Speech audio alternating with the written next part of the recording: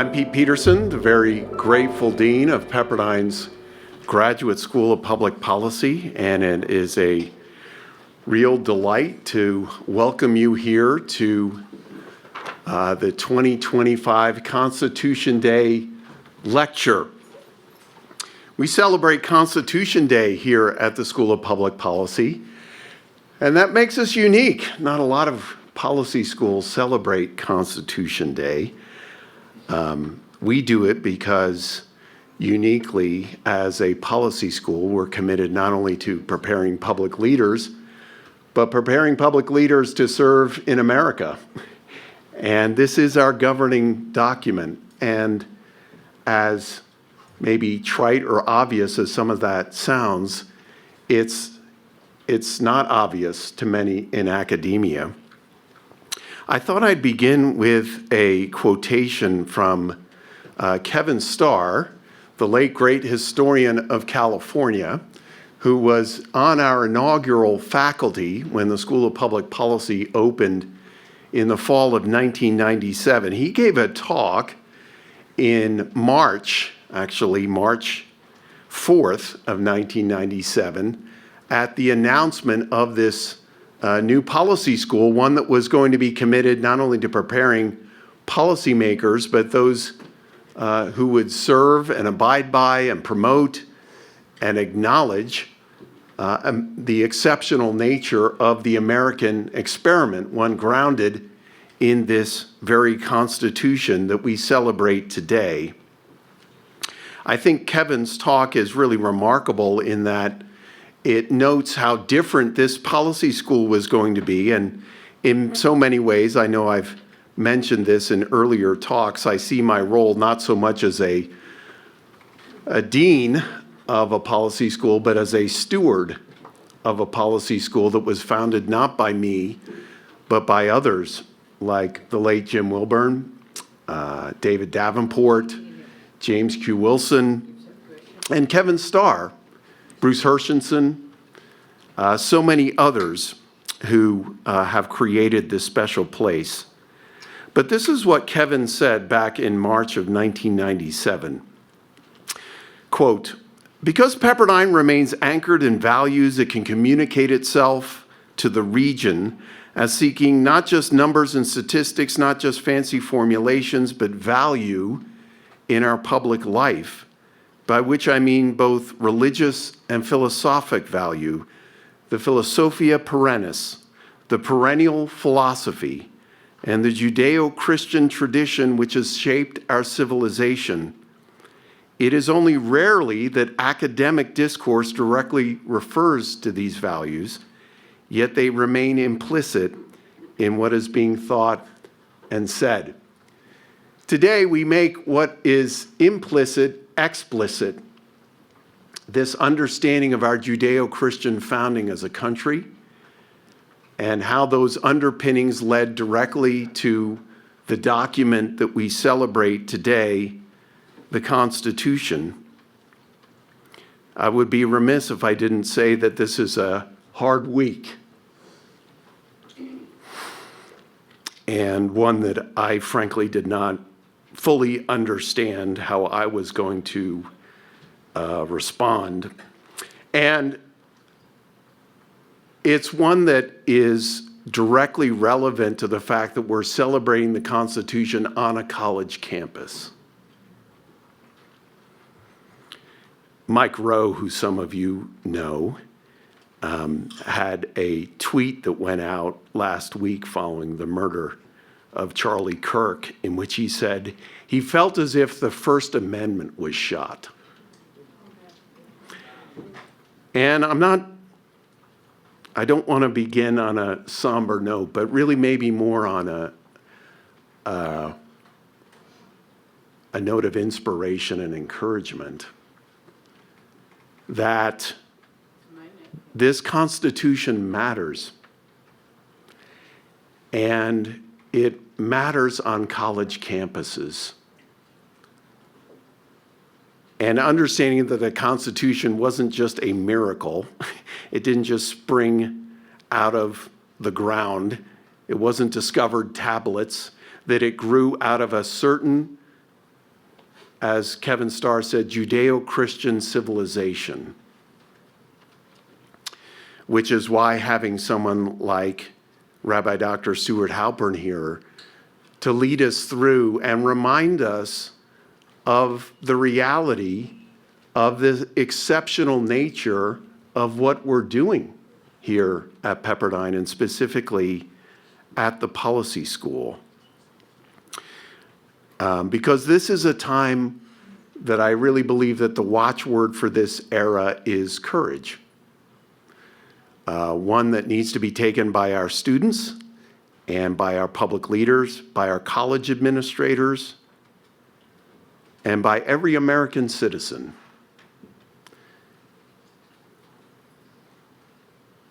But it comes out of a government framing which has been set by our Constitution. But as I think we don't fully consider that the Constitution is not just a governing document. It is a cultural document. It grows out of a culture and is meant to set a culture. It is meant to frame a way in which we deal with each other, even in our deepest differences, and to acknowledge the individual worth of every human being, and also to understand that the lives that we live today, the work that we do, especially as public servants, are ones in which we are stewarding what has been given to us and what we will pass on to the next generation. And again, that is what breaks my heart, that what happened on a college campus. It didn't happen at a political rally. And so I would just say that we are going to continue to celebrate Constitution Day at the School of Public Policy. And in some ways, every day is Constitution Day here at the School of Public Policy. So with that, I want to bring up my friend and a great scholar and speaker. Rabbi Dr. Stuart Halpern is a senior advisor to the provost and senior program officer of the Straus Center for Torah and Western Thought. And if you're not familiar with the great work of the Straus Center, I hope you will look them up.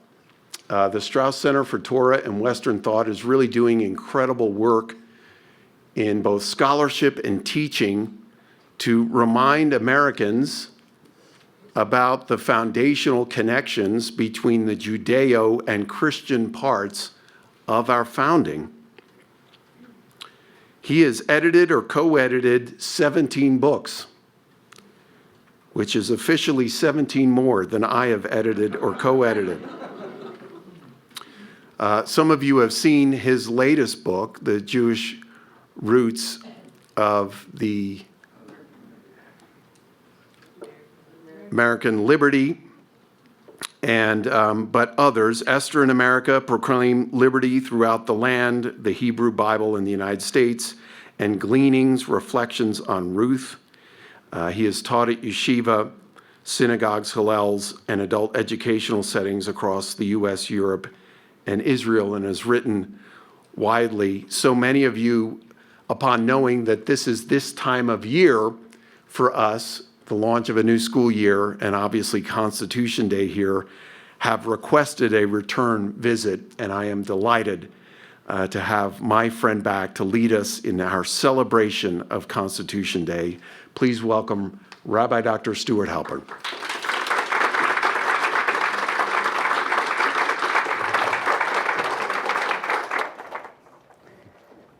Hello, my friends. It is really an honor and a pleasure to be back here learning together with you. So we're here in California, which I understand is a judgment-free zone. And so some of you might recognize maybe some friends or some enemies in this photo, which was from a few months ago. If you would recall, there were these No Kings rallies across the United States, and people protesting against the current president of the United States, felt that he was acting in a kingly manner. And as Americans, we stand strongly against that. And in fact, this is a scene from Los Angeles. And we have these protesters quoting the preamble to the Constitution that Dean Peterson just mentioned. You have a copy of it on your tables. And so here we have Americans standing strongly against kings. Now, of course, that makes sense on some level because that's kind of the origin of this whole American experiment. Even if you weren't at those rallies, you presumably are against monarchy. You live in a democracy. You might enjoy watching some monarchs, fictional or otherwise, but even those against the No Kings protesters would agree that America stands against kings. What I want to look at with you today, however, is despite the founding claim that it is because of a king that we are rebelling, we are undergoing what became known as the American Revolution. There is a king, in fact a biblical king, that has stood as a through line, if you will, shepherding the American story from its very inception to today. I'm thinking, of course, of King David. In a rather surprising way, King David has been a wellspring of wisdom for the American story across both sides of the political aisle. And here he is. This is a photo from the Yeshiva University archives of him actually fighting in the American Revolution. That was to see who's paying attention. So if you would recall, King David was not actually the first king of ancient Israel. Who was the first king? Saul, who was appointed by which prophet? Samuel. Samuel, when he's replacing Saul, I think he said something like, "You're fired." He didn't say that. But he did say, "You're out and you're going to be replaced by someone who the Lord will seek, who is a man after his," meaning God's own heart. That, of course, turns out to be the eventual King David. So if you're fighting a fight against the British, you want to feel that who is on your side? The Lord is on your side.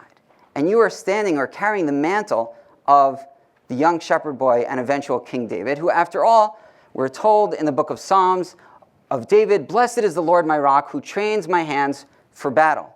Well, that's a pretty good verse to cite if you are fighting with your hands a battle. And so it becomes increasingly obvious why, as we're going to see together over the next few moments, why David served as the shepherd of American courage.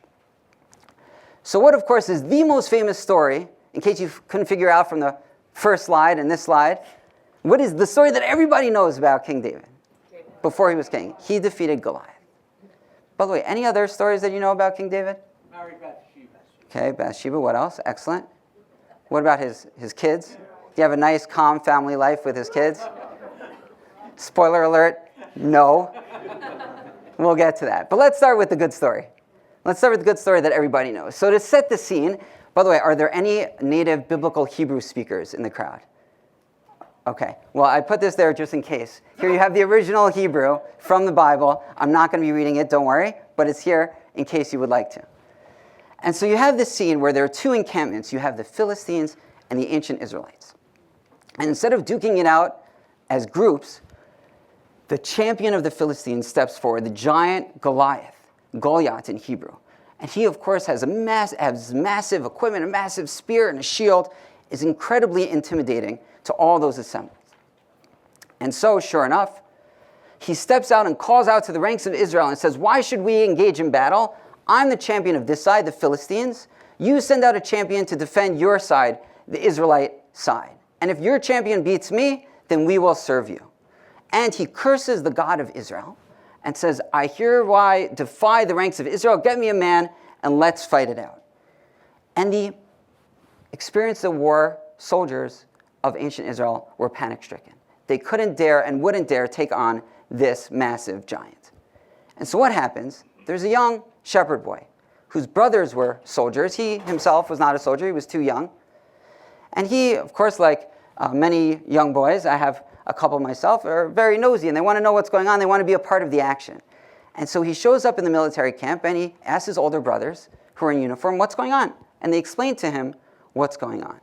And they said, well, by the way, King Saul said, well, whoever defeats Goliath can marry the princess.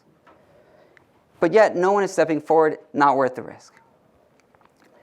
And so he nudges his brothers, and he says, as we say in Yiddish, "Nu, like, come on, why isn't anyone stepping forward?" But everyone was afraid. And so he puts himself forward, the young David, and he ends up approaching the king and borrowing the king, who himself is too afraid to take on Goliath. He borrows the king's military equipment. But what happens? He puts on this adult uniform, and it's too heavy. So he takes it off. And he grabs his sling. We all know how it goes. If you don't know how it goes, I'm really sorry.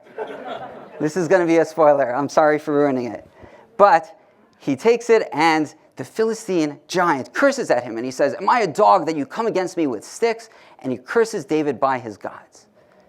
And David gives this incredible speech. He says, "You come against me with sword and spear and javelin, but I come against you in the name of the Lord of hosts, the God of the ranks of Israel, whom you have defied."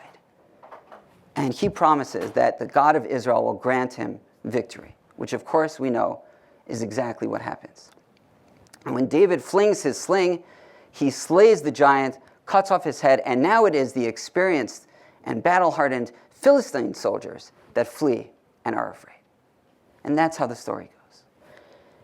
Perhaps not surprisingly, this story stood as a major inspiration for the American Revolution. And so we have the following decree from Congress issued May 26, 1779. As the war is going on, the troops are very, very tired and weary, and they need something to inspire them to keep their chins up, to keep waging that battle against the forces of King George III.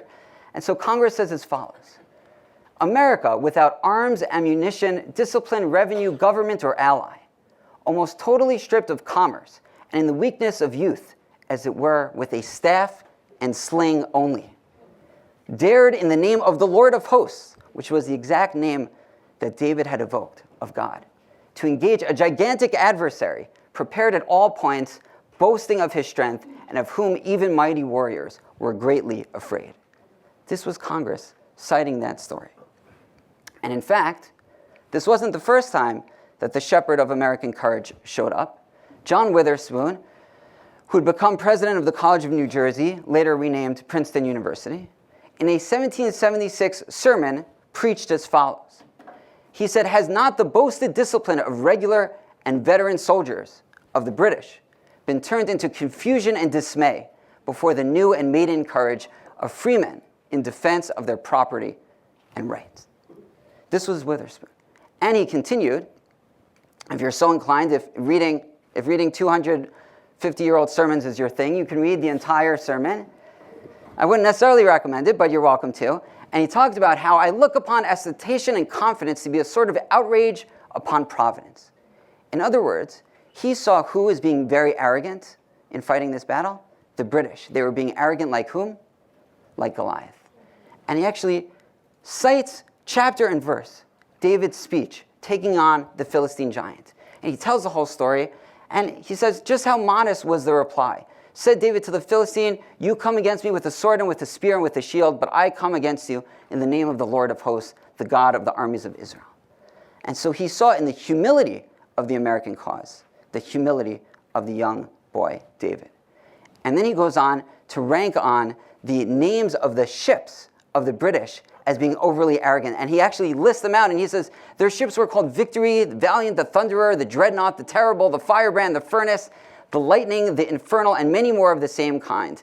And this was a symptom, he felt, of the national character and manners very unfavorable and not likely to obtain the blessing of the God of heaven. It was almost as if they had named their ship Goliath, and they doomed it to failure. Strikingly, even before this, David and Goliath were appearing, but this time the players, the actors, were a little different.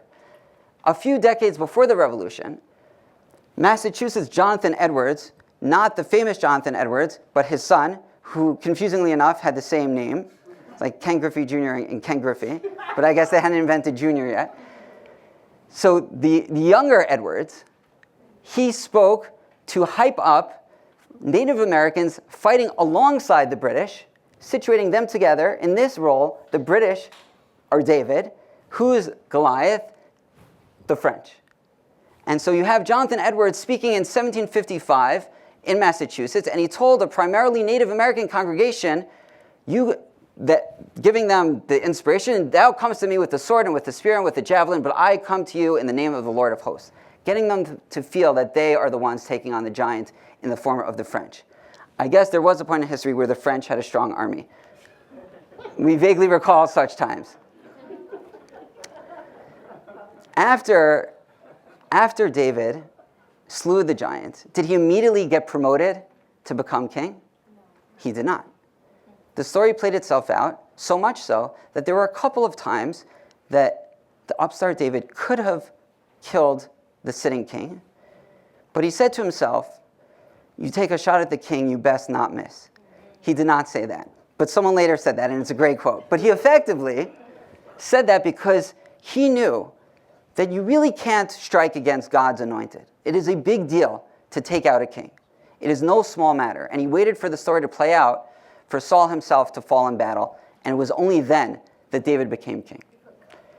But when do you think Americans, or how might have, even before they were Americans, how might they have wrestled with this part of the story? In what period? During the fight or before? Because if David teaches you, you can't fight against the sitting king, well, when would they have been wrestling with the ethics of such a scenario? Under the rule of George II. And over again, during the reign of George II, before George III, when things weren't yet so bad, the whole taxation without representation thing wasn't too terrible or terrible enough for rebellion, the story of David not striking against the sitting King Saul was what they turned to wrestle with the ethics of what would become eventually, later, under the next king, the American Revolution. What about the son of David, or one of the sons of David?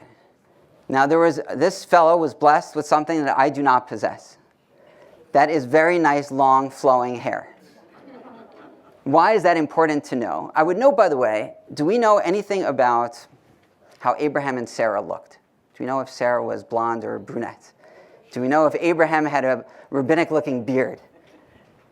We don't, because the Bible very rarely tells us any physical attribute, again, about any character whatsoever, unless, what? Does anyone know?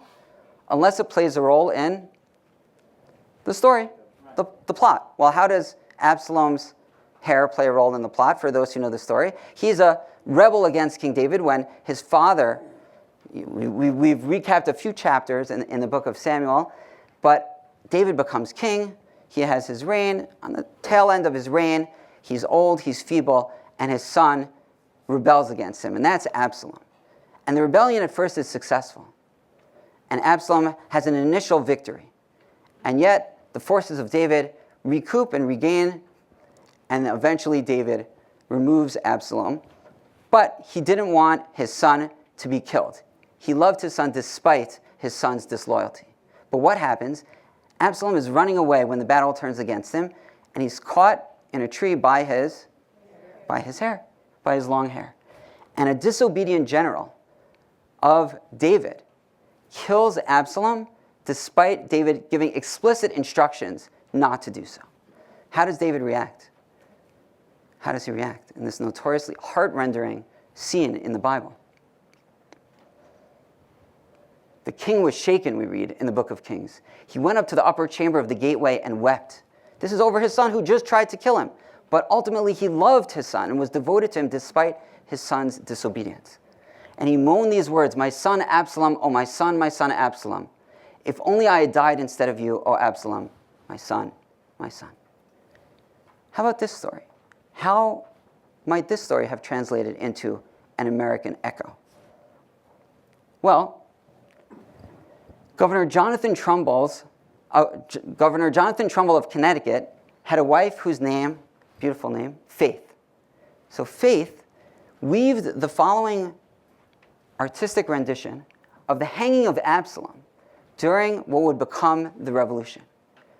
And this work, crafted in 1770, depicted David's son hanging by his hair and unfairly killed, oppressed, if you will, by an elderly, or the forces at least, of an elderly King David.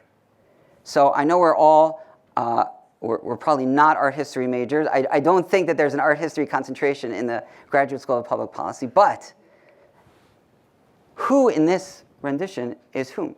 What's the explanation? Who's Absalom here hanging by his hair, and who is the elderly, feeble forces of King David?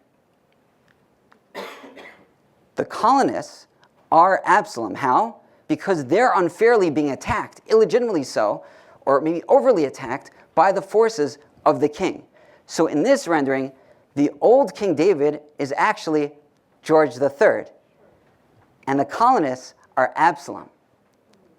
They're being oppressed unfairly by the forces of the monarch.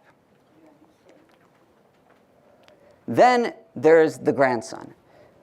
Solomon was mostly good. He was the one who legitimately succeeded King David. But then he had a son. And that son, Rehoboam, things really fell apart. What happened? Rehoboam levied very heavy taxes, definitely without representation, on the ancient Israelites. And then people started complaining, as we all complain, about very high taxes. And so what happened? He went to two different groups of people for advice. He went to the elder statesmen, the experienced, seasoned advisors that had advised his father, the wisest of all men. And he went to his young buddies, his punk friends from high school. And he said, what should I do? And the experienced politician said, well, you should really lighten the load. These people are going to overthrow you, rebel, break away if you don't. But his friends said, his punk friends from high school, who would hang out at the skate park together, they said, no, squeeze them harder. Show them who's boss. And so who did he listen to? He listened to his friends. He listened to the young friends. And so, what happened? Well, raise your hand if you've heard of the legends of the 10 lost tribes of Israel. Okay, why are there 10 lost? How many tribes of Israel were there? 12. Why are only 10 lost?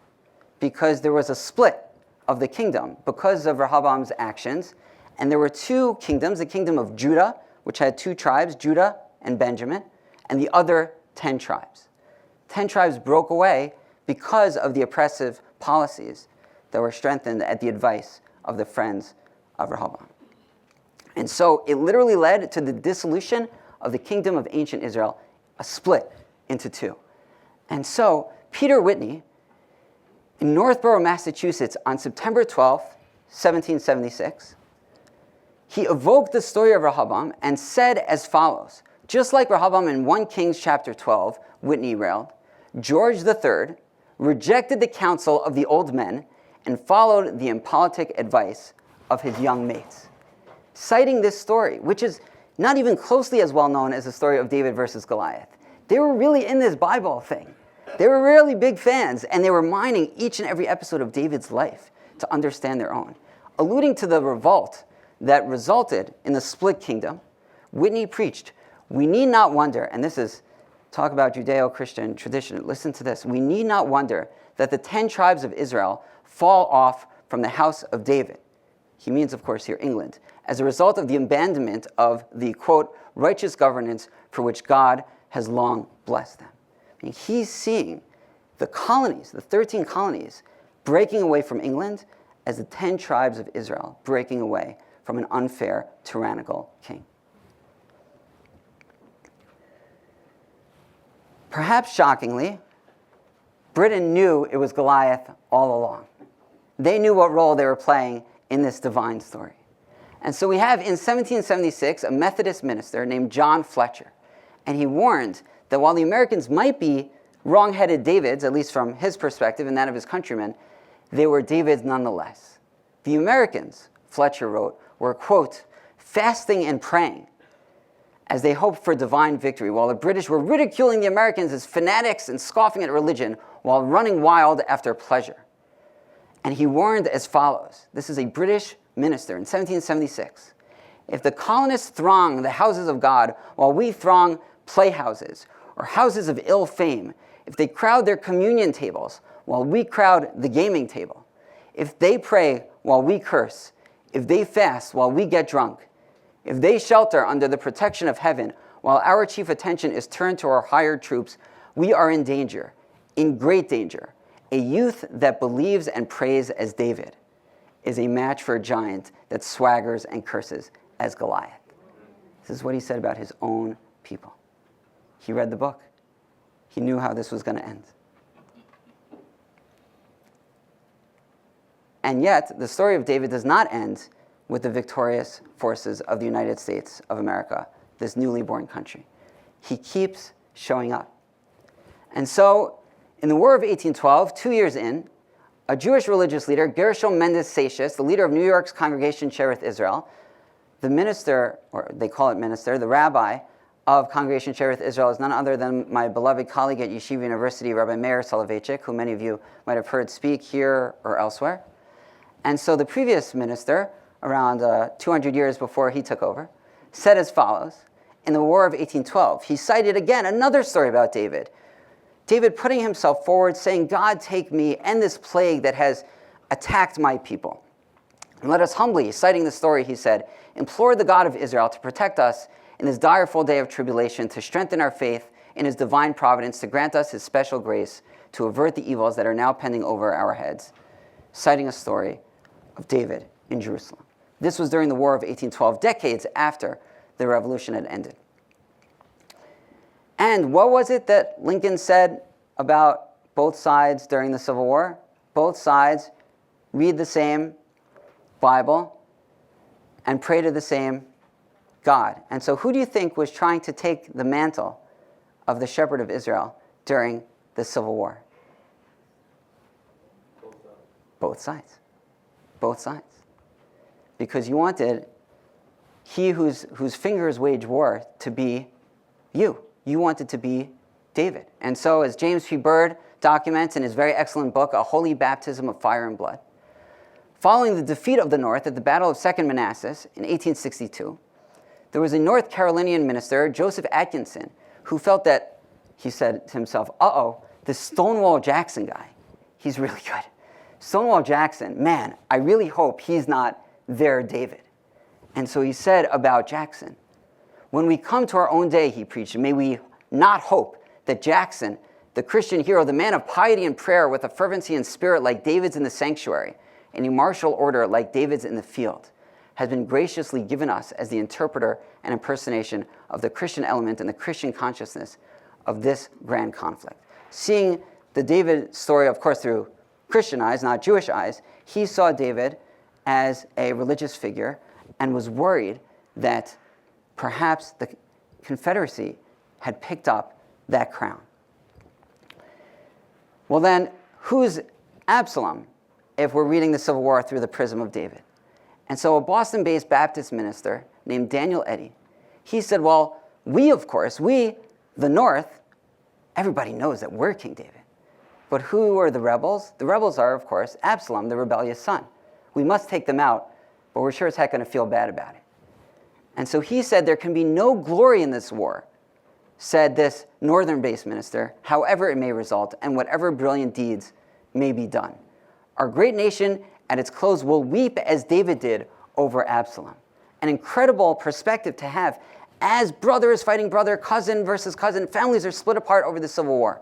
And this Baptist minister feels this war is necessary, it is righteous, it is just, but we will be sad when we have to win, because it is tragic. It is our own blood that is flowing. The last we see of Absalom, the traitor and the usurper, he is hanging on an oak, he preached. So perish all traitors, and for the good of the country and the honor of humanity and the glory of God, the sooner they perish, the better. But we're going to cry over it. Oh, Absalom, my son. Oh, Absalom, my son. Another Northern Presbyterian minister, George Duffield, echoed the sentiment and decried the rebellion of the proud, luxurious, lascivious, unprincipled, murderous Absalom against his noble, unsuspecting, too affectionate, and overindulgent father, David.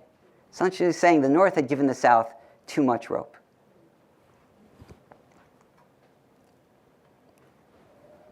And then we have, of course, Lincoln. And this is, talk about knowing inside baseball, Bible. If I can put those two things, the two things I love most in the world, let's be honest, in the same sentence. So there's a story about the rebellion of Absalom where David, as I mentioned, originally has to flee Jerusalem. And as he's fleeing, hanging his head in shame, trying to abscond in the middle of the night so his rebellious, disobedient son doesn't kill him, there's this guy, Shimei, the son of Gera. And what does Shimei, this random civilian, do, seeing that the tides have turned against his king? He curses David and starts making fun of him on his way out of Jerusalem. This is a very obscure story. People really don't talk about this story. Random guy, Shimei, he made fun of David when the chips were down, when David was at his most vulnerable, broken-hearted, broken-spirited moment, but would eventually recover and claim victory. But there was this guy. So what happens? There's a testimony by a fellow named Joseph Gillespie, a friend of Lincoln's, who recalled Lincoln saying as follows. Gillespie recounts Lincoln musing, quote, "Some think their heads ought to come off, the heads of the South. But there are too many of them for that, and for one, I would not know where to draw the line between those whose heads, it might be said, ought to come off or stay on." He has Lincoln saying, "Well, my policy would be different," he continued, he being Lincoln. "I would prefer," you ready for this? You're all sitting down? Yes, you're all sitting down. "I would prefer to follow the example of King David," says President Lincoln. "I have been recently reading the history of the rebellion of Absalom," as one does, while President of the United States, during all your free moments. It's because X wasn't invented yet, so when you had a breather, you would just read the Bible. And would be inclined to adopt the views of David. When David was fleeing from Jerusalem, in case you don't get the reference, Lincoln tells you the reference. Tells his friend the reference. Shimei cursed him. After the rebellion was put down, Shimei craved a pardon. Abishai, David's nephew, the son of Zeruiah, David's sister, said, "This man ought not to be pardoned, because he cursed the Lord's anointed." In other words, David had someone in his ear, when David was on top of the world once more, saying, "You got to punish this guy. The guy's the worst. He was spitting at you when you were walking by." But David said, "What have I to do with you, you son of Zeruiah, that you should this day be adversaries unto me? Know ye that not a man shall be put to death in Israel." In other words, Lincoln cited this story of mercy, of the merciful monarch, to extend a hand of mercy to the South at the end of the Civil War. And in case you thought the story of David in America died with the end of the Civil War, we have a Republican representative who, and let me tell you, the 12-day war between Israel and Iran was not fun to live through. As someone who lives in Israel, which I do, it was pretty hellish 12 days. And yet somehow the state of Israel, which is this tiny, tiny orange thing here on the map, defeated a country this big with 9 times as many people, 90 million people, without losing, if you would believe, a single soldier in combat. Not a single soldier. And so it can't help but be a miracle. And so someone, Arab of Zion, I have no idea who that is, but good luck to them, Arab of Zion tweeted, "Good luck convincing future generations that the tiny orange dot crushed the green giant." And so Representative Mace retweeted it and said, "We suggest you read the story of David and Goliath in the Bible." Unless you think that this is a partisan thing, one side of the aisle, ripped from the headlines, just last week, we have my Uber boss, the president of Yeshiva University, President Ari Berman, who is invited by a Democrat, John Fetterman, to give the opening invocation at the Senate. And wouldn't you know it, who does President Berman of Yeshiva University cite to unite Americans, invited by a Democrat? As with King David of old, he said in front of the Senate, "Renew within our senators the heart and spirit to unite our nation to rise to this moment."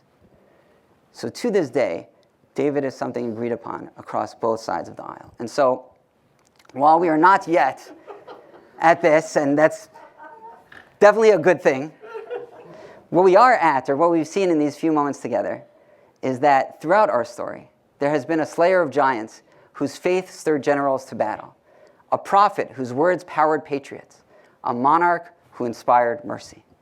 David has long served as the shepherd of Americans' courage, that against all odds, God would grant America victory and its allies victory. And as David definitely never said, God bless America. Thank you very much.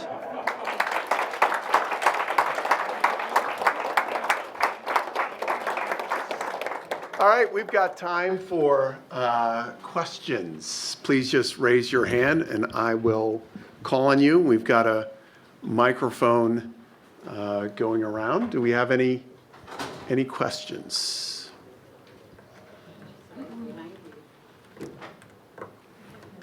Yes, we've got one right here.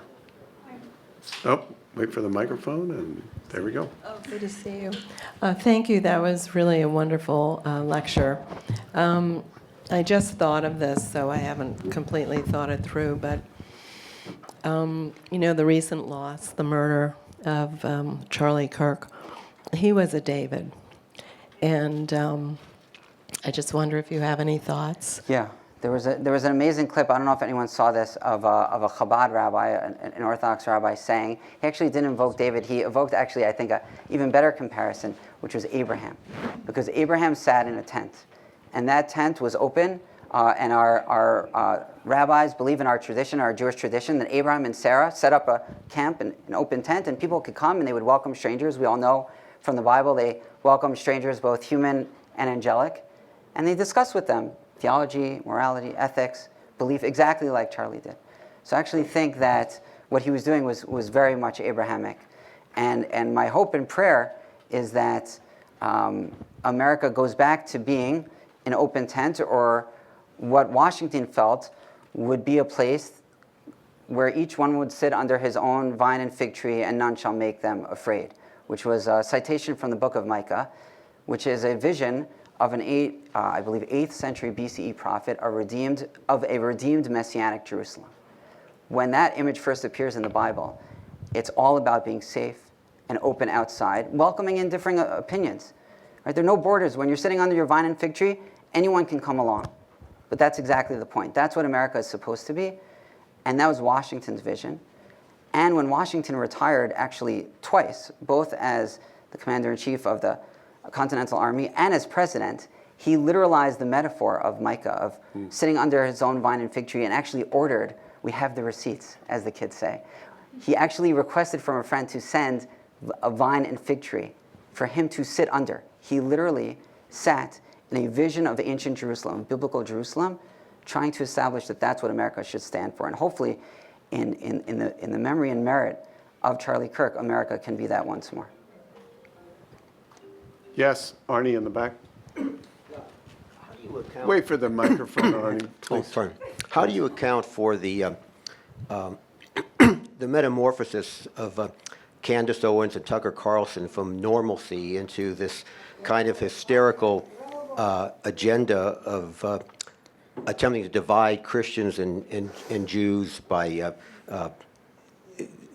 somehow suggesting that Israeli persecution of Christians is somehow paramount, and ignoring what's happening in the Muslim world, and the entire agenda of calling into question World War II, Yeah. that Churchill was the problem and not Hitler, and all these things. I mean, I knew Tucker years ago, and I can't account for it, especially the two of them together. Yeah, I don't know. Maybe Qatar is paying them off. I have no idea. But I just want to be clear that Israel is not persecuting Christians. They're claiming that, but I just want that to be clear. But I would point you to a wonderful article in the Catholic journal First Things by my friend, the Israeli-American journalist Liel Leibowitz. And he talks about, it just came out a couple months ago, how what they're doing, what these figures are doing, is they're trying to take away the Jewish roots of the American story. By that I mean that what does Lincoln refer to America as? God's almost chosen people. God's almost chosen people. Because Lincoln well understood that who were the chosen people? Biblical Israel, of which there were descendants walking around in his time.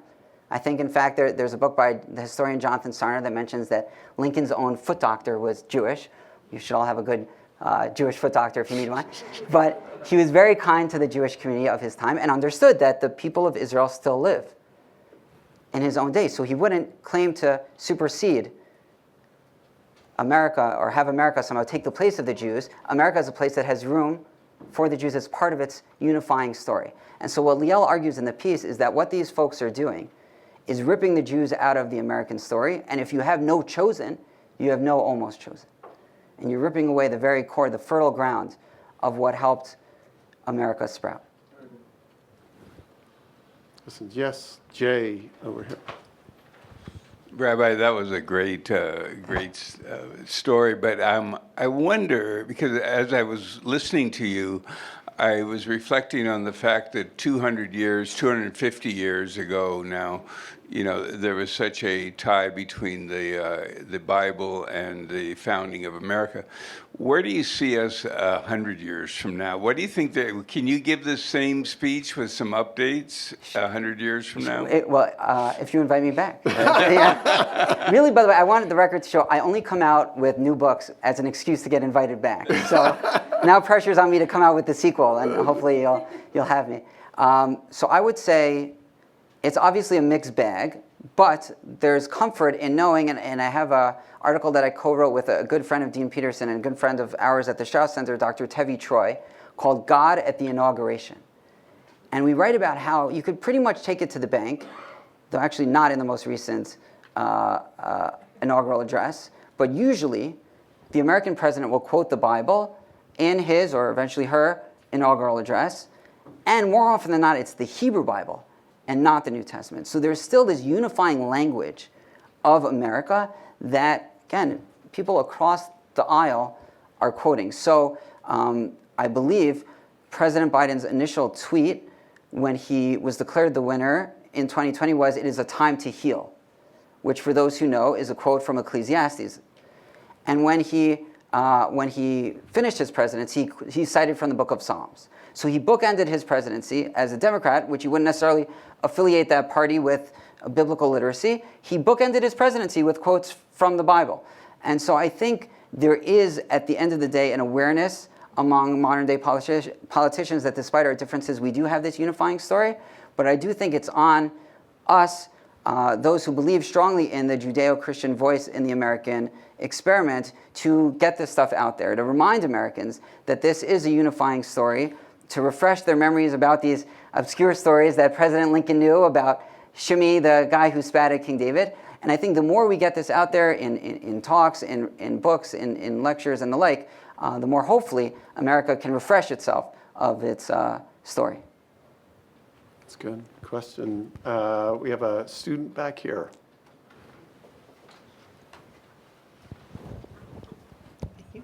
Thank you very much, Rabbi. I'm Sarah. Nice to meet you. Nice to meet you. So regarding Charlie Kirk's brutal murder, he was a martyr. I want to ask, why is it that so-called complicit, lukewarm Christians are quick to blame Israel? I have absolutely no idea. It's a crazy conspiracy theory. So, I mean, he wrote a 7-page letter. I understand that the Prime Minister of Israel was reading or had read, and he invited him to come visit.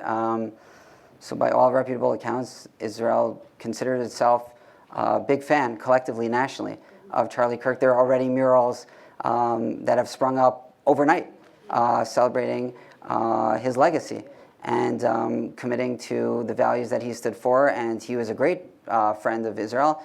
So I have no idea where anyone cooked up this bizarre idea that Israel had anything to do with the awful, awful thing that happened to him. I have no idea. Yes. Yeah. Yes, Vigo, here.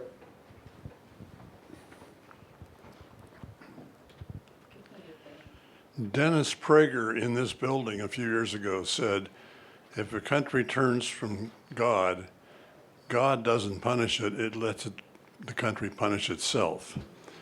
One, do you agree with that, and do you think we're turning from God? As a nation. By the way, I would note, thank you for mentioning Dennis Prager. He should have a speedy recovery. He actually wrote or dictated a wonderful post about Charlie and how Charlie visited him multiple times in the hospital and the affinity that Charlie had for him as an individual and for the Jewish people. So thank you for bringing him up.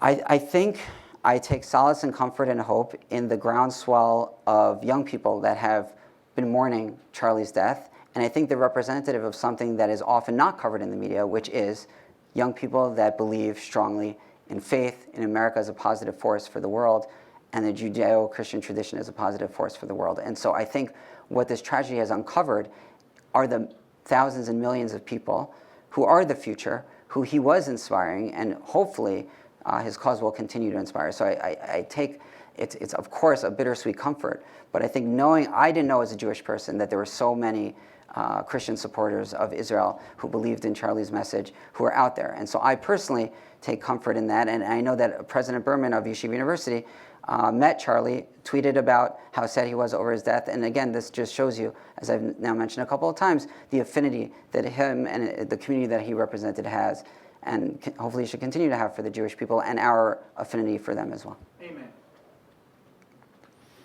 Yes, here. We got time for a couple more questions. Sure. Yeah, I've been impressed that the audience is biblically, It's the best audience. Yeah, it is. It's a good audience. So I apologize if this point is saying, why do you need to say that? But I only recently found out, which is one of the reasons I'm saying, but it's relevant, I think, to the general subject matter, that the phrase Yehovah, or Adonai in the Jewish Tziva'ot, which is so frequently, it's in the Jewish prayer book a lot, and it's almost always translated hosts. The Lord of hosts, yes. Uh-huh. It means war. It means, it's from the word for war, Right. and it means the God of warfare. And we'll leave the son of David implication of that for another time and another discussion altogether. But I just think it's really worth mentioning that this is the word that David was using as he fought Goliath. You're fighting someone who is supported by our God of war. Right. And I think that's why over and over again they turn to that exact phrase. So thank you so much. Thank you. Yes, over here. Rabbi. Thank you so much. Thank you. It's wonderful to see you again. Thank you. I've just, in light of current events, I think a lot about the Amalekites and the Philistines and today's enemies, that too little are discussed courageously, as Charlie Kirk would have, the Marxists and the Muslims. I don't know if you have any idea on that, and can we consider them at all legitimate in the realm of religion?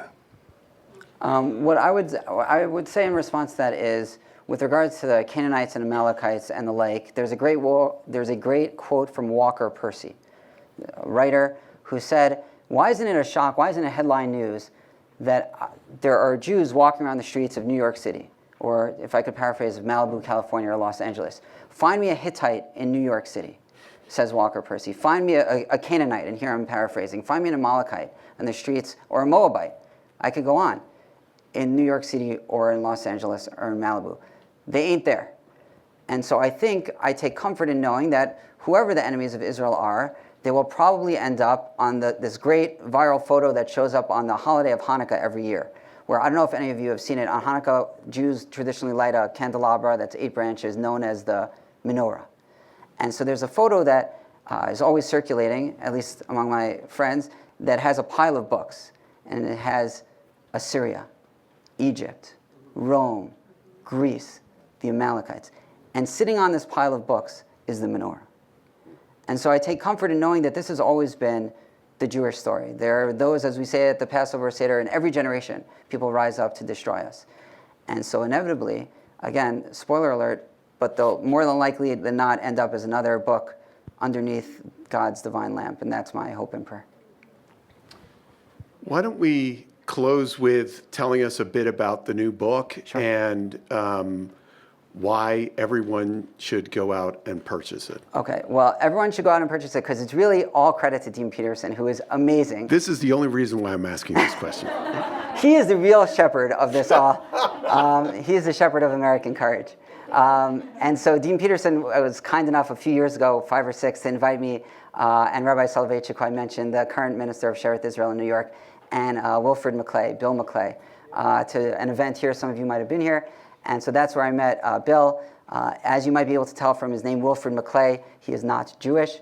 And so, yet here we are a few years later, co-editing a book together about the Jewish roots of American liberty. And this is to his credit, when we were coming up with the title, showing the through line of the Hebrew Bible's impact on the United States, I said, well, why don't we call it Hebraic Roots of American Liberty? He said, no, I want you to put let's put Jewish in the title, which was very moving and meaningful to me, that came from a Christian.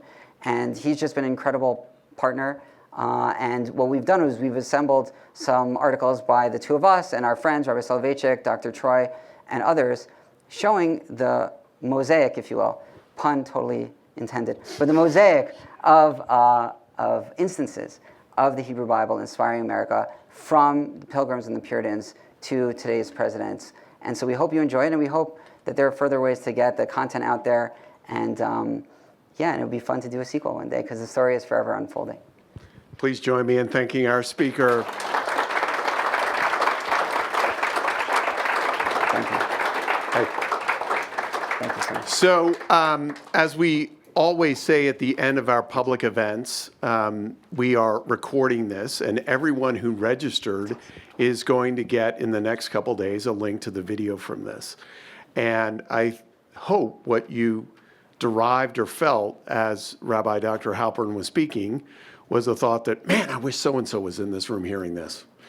And the videos that we develop and edit of events like this are really intended not just for this audience, but for everyone in your network. So I hope when you get the email in the next few days with a link to this video, that you remember others that you think, man, I think they would really benefit from hearing both the scholarship and the passion and the heart of somebody like Rabbi Dr.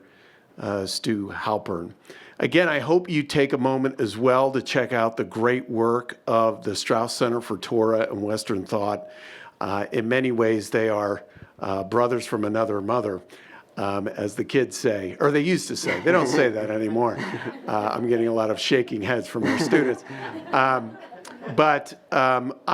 In so many ways, the policy school, we see ourselves as a real American program, and in that, having like-minded partners like the Straus Center is really something that I value highly in the work that you're doing there, Stu. You and Rabbi Dr. Meyer Soloveitchik as well is just incredible. You are welcome to hang out here. This is an incredible day in Malibu, which means it's just Monday. It's every day's like this. Every day's like this. But we still have some food here for you. You're welcome to grab some and either sit here in community and chat, or take it outside and enjoy the view. I hope you all got a chance. This is such a special time of year on campus to see the waves of flags down at the bottom of campus. Part of that memorial, if you didn't know, is actually an incredible little, what we would call in policy circles, a pocket park, which is directly across the way here, called the Heroes Garden. And if you're not familiar with that spot, I hope you take a moment before you head out to just walk across the parking lot here to Heroes Garden. It's named for a business school, a Pepperdine Business School graduate, Thomas Burnett, who was on Flight 93. And after a few years, Pepperdine, in its inimitable way, found a way to celebrate his courage. And that day, it's a park that commemorates him for sure, but also all of those whose lives were lost. And as we celebrate the King, the shepherd of courage today, we also commemorate just so many courageous people there that day as well. So please take a moment to take that in. Otherwise, God bless you all. Thank you for joining us. Please stay tuned for future events upcoming, and we look forward to seeing you at one of those. Thanks so much.